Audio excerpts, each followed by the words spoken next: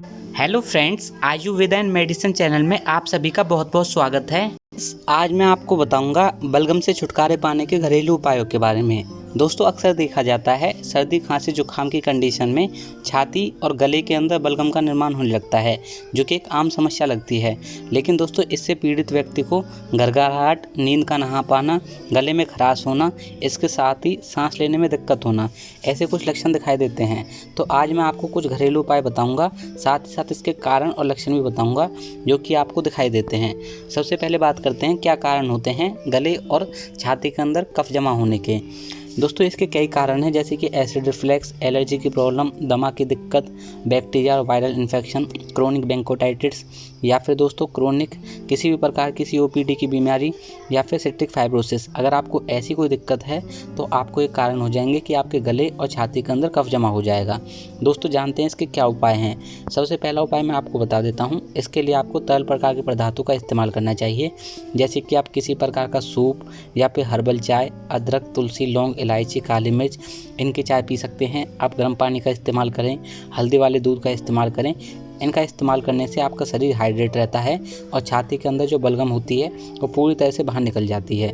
इसके अलावा दूसरा उपाय है भाप का इस्तेमाल करना।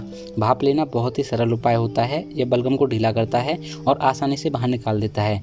सर्दी जुकाम को ठीक करने के लिए और बलगम को बाहर निकालने के लिए यह सबसे अच्छा असरदार उपाय होता है। तरीका क्या है? तरीका आपको बता देता हूँ। सोने से पहले रात में को आपको भाप लेना चाहिए। इसके अलावा आप दिन भर में भी 2 से 3 बार भाप ले सकते हैं।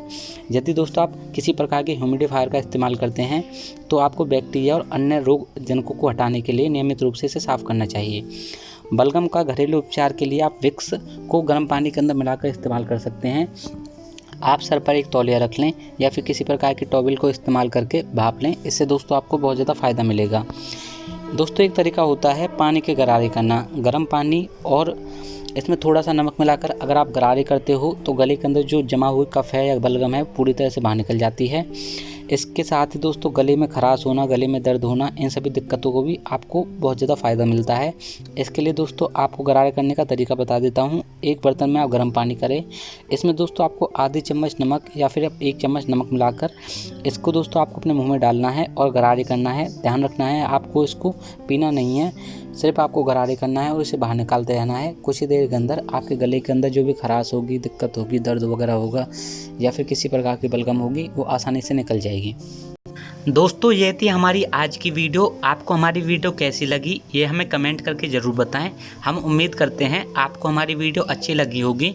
इसलिए दोस्तों आप हमारी इस वीडियो को लाइक करें, चैनल पर नए हैं तो चैनल को सब्सक्राइब करें, बेल आइकन को ज़रूर दबाएं ताकि न्यू वीडियो की नोटिफिकेशन आप सभी को मिल सके। फ्रेंड्स, इसके साथ ही अगर आपको हेल्थ से संबंधित किसी प्रकार की प्रॉब्लम आती है तो आप बेझिझक होकर हमें इंस्टाग्राम पर मैसेज कर सकते हैं। इंस्टाग्राम लिंक आपको डिस्क्रिप्शन बॉक्स में मिल जाएगी। हम पूरा प्रयास करेंगे आपकी प्रॉब्लम को दूर करने का। चलिए दोस्तों, अब हम आपसे विदा लेना चाहते हैं। मिलते हैं दोस्तों अगली वीडियो में। तब तक के लिए आप सभी को मेरा नमस्कार।